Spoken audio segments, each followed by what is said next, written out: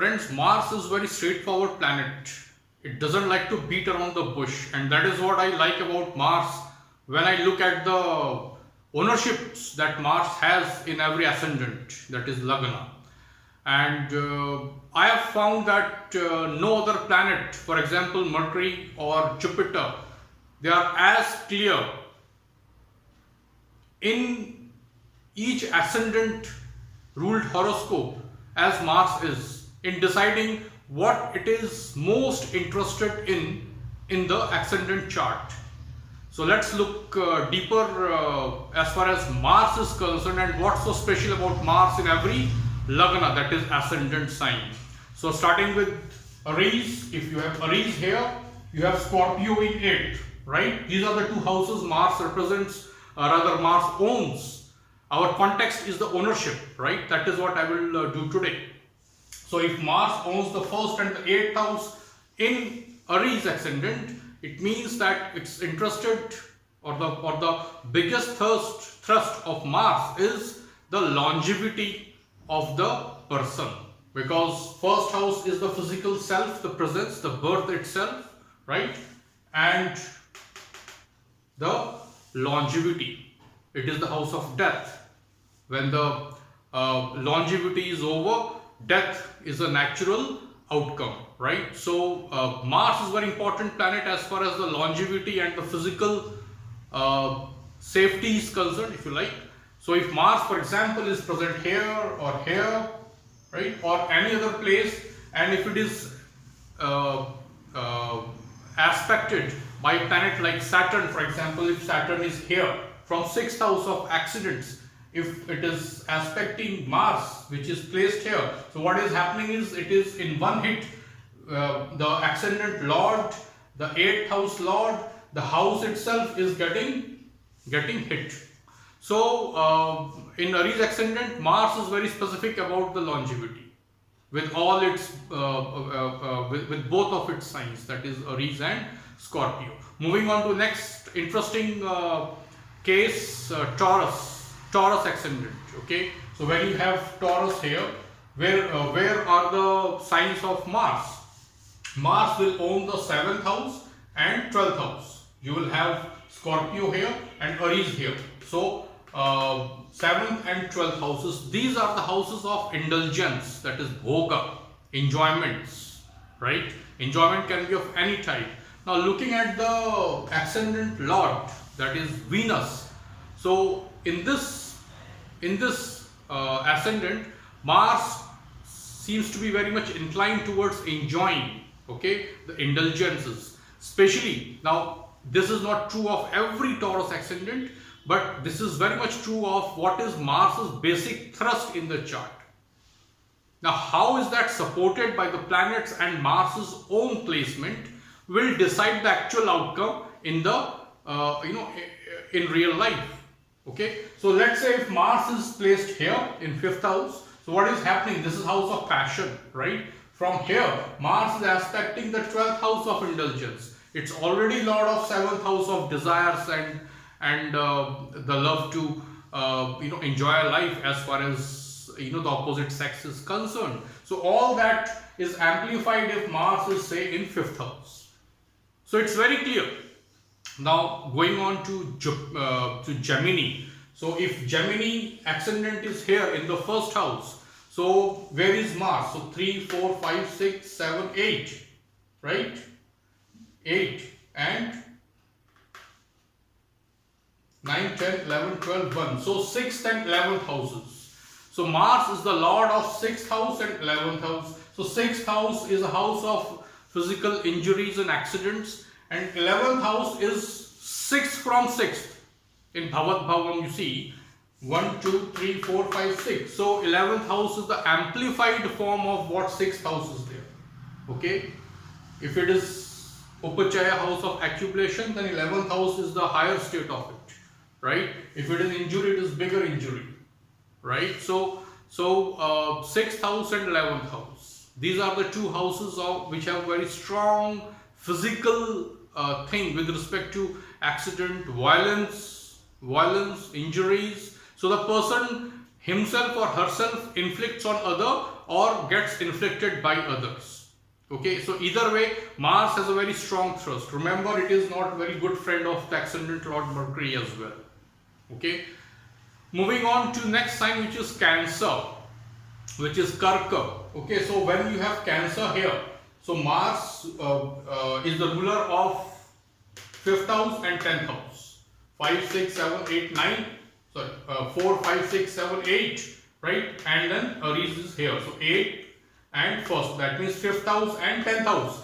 So this is a Yoga Karaka for Karka ascendant. So it is looking to give rise in life. So in every chart it is very clear what it is very much prone to. Okay. So in Cancer ascendant, Mars is very much prone to give rise in life. Okay, that is what it is therefore in Cancer ascendant. Now comparing this with next one, that is Leo ascendant. In Leo ascendant, you will have Mars as the lord of 4th and 9th house. Okay, you will have Scorpio here and Aries here.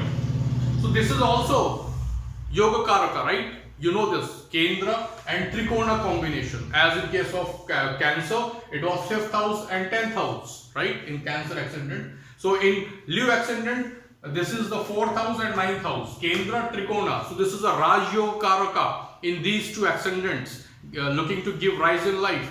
But I consider Mars in Leo ascendant more stronger for giving rise in life as compared to Cancer ascendant. Means it requires more support from other planets in Cancer versus that it requires in Leo ascendant. Why? Because it's lord of 9th house. All right, that is the house of Raj Kripa, means the benevolence from the authority, the king, the decision maker, the people who are in a position to give this person of Leo ascendant. That is the 9th house in every chart. So Mars is lord of this house, right, as well as this. But the difference between Cancer and Leo is Mars gets debilitated in the ascendant in case of Cancer. That's sign of debilitation of Mars. But in case of Leo ascendant, it's a friendly sign. And so this is the basic difference between Mars's Yoga Karaka potential in Cancer versus Leo. In Cancer, it requires more support. In Leo, it requires less support. Moving on to next sign, which is Kanya, which is Virgo. So if you have Virgo here, Mars is the lord of 8th house and 3rd house, right? Aries will come here, Scorpio will go here. Okay, so easily this is the longevity. Both of these are longevity houses, specifically longevity houses. Unlike in Aries ascendant, where the 1st house and 8th house were involved. So this is the overall physicality. But 3rd house is longevity. Okay, after 8th house. Why? Because 8th house is longevity, everyone knows. Now, if you do Bhavat Bhavam from 8th house, you will reach in 3rd house. 1, 2, 3, 4, 5, 6, 7, 8. The 3rd house. Scorpio, Aries, okay, in Kanya Rashi, which is Virgo. So any bad influence on Mars and 8th house is going to severely impact the longevity. On the contrary, if Mars is well aspected, if 8th house is well aspected by good planet, for example Jupiter from 5th house, okay, and if it is aspecting, let's say Mars, if it goes to even 12th house, it's well aspected by Jupiter, so its longevity is good. But if Saturn is aspecting from here, okay, let's say Mars is in 8th house and Saturn aspects from 6th house, okay, Saturn is going to aspect the 8th house lord as well as the 3rd house, so it's very bad. These are examples I'm giving you. So Mars is very much sensitive towards longevity of the person in Virgo ascendant people. Moving on to next one, that is Libra ascendant people. Now in Libra ascendant, Mars is the lord of 7th house as well as 2nd house. Okay, you will have Scorpio here and Aries here. Now this is again a problem with the chart which has Venus as the ascendant lord and Mars is the lord of two contradictory houses in this case. Okay, remember, second house is 8th from 7th house. 8th from any house is the end of longevity or the longevity of that house, right? So 8th house from 7th house. So this makes Mars this dual ownership of Mars in Leaper ascendant makes Mars very sensitive towards marital issues. This is house of family, this is house of marriage and desires. It is also house of business problems, and this is house of second. So this can indicate business losses or loss in the in the marital relationship, and impacting negatively the family. So for Leaper ascendant people, it is very important that Mars as well as second house and 7th house, these are well aspected. Mars goes to the good Vargas for marriage. For example, Mars going to the Varga means divisional charts, tables, whatever you call it. Okay, divisional charts, like Mars going to sign of Venus, for example, Jupiter, for example. So this will be working pretty good in practice. Okay, so these are the things we need to see. So Mars is very sensitive, it's very clear. Okay, it's looking to give problems in business and marriage. Okay, in Libra ascendant charts. Moving on to the Scorpio ascendant. So you have Scorpio here. So you will have Aries here. So this is the physical issue again, the disease part, right? The disease part including physical injury, right? 8, 9, 10, 11, 12, 1. And the Mool Trikon sign is in 6th house. So got to be more cautious. So disease and physical injury. Okay, fights, physical fights. We don't want that, right? So Mars is very much physical in case of Scorpio ascendant people. Okay. Moving on to Sagittarius. Now, here is a contrast between the Taurus ascendant versus Sagittarius ascendant. Okay, vis-a-vis Mars. Mars is the lord of 5th house and 12th house. How? You will have Scorpio here, Aries here and Scorpio here, right? 12th house. In case of Sagittarius, Dhanu, Rashi, Lagna. So now, this is different from the Bhoga part, because in case of Taurus, if you remember, Mars was the lord of 7th house as well as 12th house. But in this case, Mars is the lord of 5th house as well as 12th house. And the ascendant lord in that case, Taurus, was Venus. In this case, ascendant lord is Jupiter, Sagittarius ascendant. This gives a good potential for spiritual progress. Mantra Siddhi with support of the planets, right? For Mantra Siddhi, you need both Jupiter and Mercury. Okay, this is the house not only of enjoyment in physical sense, in carnal sense, but it's also the house of spiritual bliss. Okay, this is where you enjoy the spiritual fruits. You get wives here, you enjoy the spiritual fruits. So all the Vedic practices would go here, meditation, yoga and stuff like that, right? Mantra Siddhi comes from 5th house. Mars has the seeds of it in Dhanu Rashi people, Dhanu Lagna people, that is Sagittarius ascendant people. So this is how you look at planets, okay, in all the ascendant. Moving on to the Capricorn ascendant people. Mars is lord of 4th house and 11th house, very good for property. But I like to see Mars for property gains, not here in 11th house, because from there it is aspecting the 2nd house as well. Okay, though it's not its own sign, but its aspect will still help. And I would like to see Mars going to the Vargas of Saturn or Venus. Okay, Saturn is the ascendant lord and Venus is the Yoga Karaka for this ascendant, right? It's the lord of this and this houses. So Mars is very good for property gains in this chart. I will not call it Vidya gain or education, because Mars is not very much inclined towards education, learning. That's domain of Mercury and Jupiter in the larger context.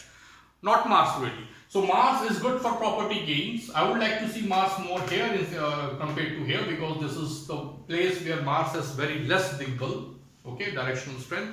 So this is good. So it also aspects the fifth house and stuff like that. So I like Mars here, and any other place, even here is Mars is good. It's going to be exalted.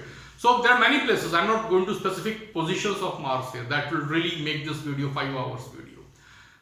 So moving on to Aquarius, that is Kumbha Rashi Lagna. So if you have 11 here, you will have 11, 12, 1. So 3rd and 10th house are owned by Mars. Okay, so it is showing a very strong propensity towards career which has a physical element about it. Performing arts, sports, bodybuilding, anything which is connected with 3rd house. For example, travel. So I'm not saying that people of Aquarius ascendant will come from this profession. No, I'm not saying that. You need all the planets supporting this thing in the chart. But what I'm saying is Mars has a very strong professional connection with the 3rd house. That's all I'm saying. Okay, and all the planets which are aspecting Mars will decide that. Mars and the 10th house, right? So this is a speciality of Mars in Aquarius ascendant. Profession coming from 3rd house matters. So all Mars needs is the support of the planets. You will need Mercury and Venus for performing arts, for example. Okay, for support of ascendant Lord when it comes to something physical like sports, bodybuilding, anything, glamour world, modeling, stuff like that. So moving on to the Pisces, that is Meen Rashi Lagna, you have Mars, Lord of 2nd house and 9th house, right? You have Aries here, you have Scorpio here. So 2nd house and 9th house, now both of these houses again are for accumulation, good luck, right? 2nd house is the wealth, family, the sustenance. 9th house is the overall luck, the Raj Kripa, as I mentioned before, what you get. The potential to get from this world is 9th house. That's why it's called house of luck, right? Apart from a lot of other things, it is also house of luck, right? So if this Mars, for example, sits in 11th house, this is the house of exaltation. Capricorn will be here for Pisces people. Okay, so this is forming a beautiful Dhana Yoga. When Mars is aspecting own house, 2nd house, it's aspecting 5th house, it's already Lord of 9th house. So Lord of 9th going to 11th, aspecting own sign 2nd and 5th house. It's a beautiful Dhana Yoga. All it requires is support of the planets. Support from the ascendant Lagna and 5th house Lord. Okay, so this will be a great Dhana Yoga potential for Pisces Lagna people. So this is what the clarity that Mars carries in every Lagna ascendant. No other planet I have seen is as clear as Mars, okay, about its orientation by virtue of ownership in every ascendant sign. So write to me how do you feel about this speciality of Mars in all signs, and I would love to reply to your comments. Thank you for watching.